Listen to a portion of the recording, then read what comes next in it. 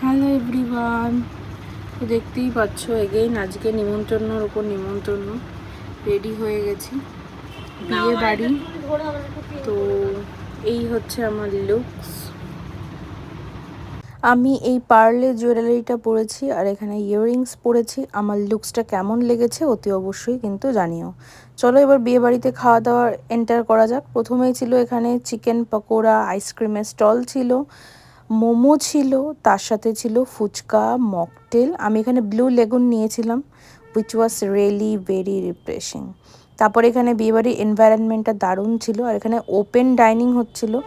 তো এই কারণে আমি স্পেশালি একটুখানি ভিডিও করছিলাম, মানে বেসিক্যালি টাইম পাস করছিলাম। মানে অর্ঘ্য আমার পাড়ার ভাই। তো এখানে মেনু কার্ডটা চট করে দেখে নাও, অনেক মেনু ছিল। আর এখানে অর্ঘ্য বসে ভাবছে কী করে চিকেন মাটন দুটোই খাওয়া যায়।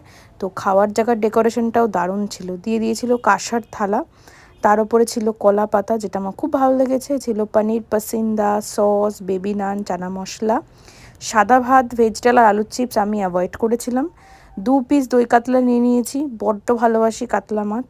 তারপরে ছিল ফ্রাইড রাইস, স্যালাড আর শো স্টপার গরম গরম মাটন কষা। খুবই ভালো ছিল, 2বার মাটন নিয়েছি। তারপরে চাটনি, পাঁপড়, অ্যাজ ইউজুয়াল, চমচম, রসগোল্লা, হাজমোল্লা, আইসক্রিমের স্টল ছিল। 2টো ফ্লেভারের আইসক্রিম নিয়ে দুগা দুগা করে বাড়ি ফিরেছি। খেয়ে আমি চলে এসেছি, আমি খুবই এক্সস্টেড। তো চলো, বাই।